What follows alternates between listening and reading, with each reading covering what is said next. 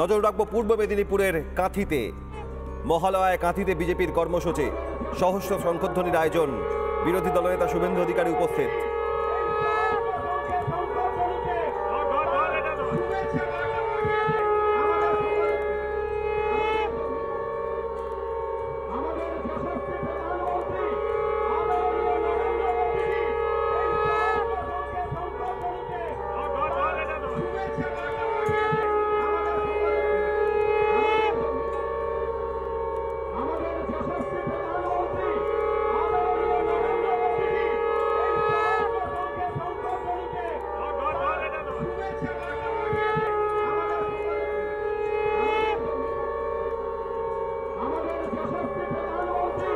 মহালয়ায় কাঁথিতে বিজেপির কর্মসূচি, সহস্র শঙ্খধ্বনির আয়োজন। আজ দেবীপক্ষের সূচনায়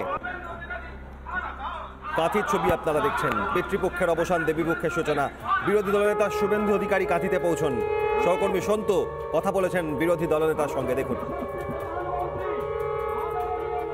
শুভেন্দুদা, আজ আপনি মারাত্মক অভিযোগ করলেন বিভিন্ন জায়গায় বাধা দেওয়া হচ্ছে, কি কি বাধা আসছে এবং মেরুদণ্ড সোজা রেখে বাঙালি হিন্দুদের পুজো করতে হচ্ছে।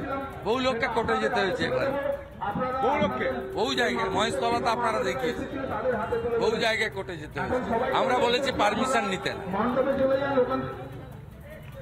কয়েক হাজার পুজো করছে, 1,10,000 টাকাও নেয়নি, পারমিশনও নেয়নি। আমি নিজে 200 পুজোর আমন্ত্রণ পেয়েছি। হিজাব পরে আপনি যে অভিযোগ করছেন, সেই হিজাব পরে পুজো উদ্বোধন না শঙ্খ নাদ করে আপনি যেভাবে অনুষ্ঠানে যোগ দিলেন সেভাবে পুজো বা দেবীপক্ষের সূচনা? যে কালচার আমাদের পঞ্জিকা শাস্ত্রে আছে, যে কালচারে বেলুড় মঠে স্বামী বিবেকানন্দ দুর্গাপূজা শুরু করেছিলেন, সেটাই হচ্ছে পরম্পরা, সনাতনী পরম্পরা। আর মমতা ব্যানার্জি ঘুরে বেড়াচ্ছে বাঙালি হিন্দু, গুজরাটি হিন্দু, বিহারি হিন্দু, উড়িয়া হিন্দু এসব করার জন্য। ওই জন্য তো আপনি কালকে দেখলেন, আরে বৃষ্টি পড়লে ছাতা ধরার লোক আছে, উনি এখনো সবল, উনি নিজেই ছাতা ধরতে পারেন, তার জন্য হিজাব পরার দরকার নেই। তো আজ পূর্ণ লগ্নে রাজ্যবাসীকে কি বলবেন, সরাসরি রিপাবলিক বাংলার দর্শকদের কি বলবেন? হিন্দু পরম্পরা মেনে দেবীপক্ষ মাতৃপক্ষের সূচনায় এবারে দুর্গাপুজো করুন। আনন্দ উৎসবে সবাই সামিল হবেন, সেখানে দল থাকবে না, ধর্ম থাকবে না, বর্ণ থাকবে না। পুজোটা নিষ্ঠার সঙ্গে হবে সনাতনী পরম্পরা মেনে। পঞ্জিকাতে যে টাইম আছে, যে দিন আছে, সেটা মেনেই সনাতনীরা করবেন। এবং এই পরম্পরা, এই ঐতিহ্য 1,10,000 টাকার বিনিময়ে কোনোভাবে সমঝোতা করবেন না, এটাই আমার সকলের কাছে আহ্বান, প্রার্থনা।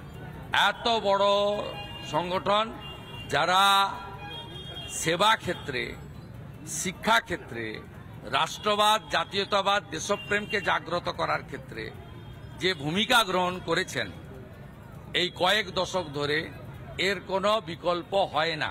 আমার শেষ প্রশ্ন, রাষ্ট্রীয় স্বয়ংসেবক সংঘের কার্যক্রম দেখে, এই রাজ্যের কার্যক্রম দেখে কারোর কি বুকে ব্যথা হচ্ছে? কারোর কি বুকে ব্যথা হচ্ছে? হতে পারে, সে আমি বলতে পারবো না। যারা রাষ্ট্রবিরোধী তাদের বুকে ব্যথা হচ্ছে এটা বলতে পারি। রাষ্ট্রীয় স্বয়ংসেবক সংঘ রাজনৈতিক সংগঠন, এর সঙ্গে রাজনীতিকে মেশানোর দরকার নেই। কিন্তু যারা টুকরে টুকরে গ্যাং আছে, যারা ভারতবর্ষকে ছোট করতে চায়, যারা ভারতবর্ষকে ভাঙতে চায়, যারা পাহেলগামে হিন্দু দেখে দেখে বস্ত্র সরিয়ে হত্যার পরেও প্রতিবাদ করেনি, তাদের বুকে ব্যথা নিশ্চয়ই।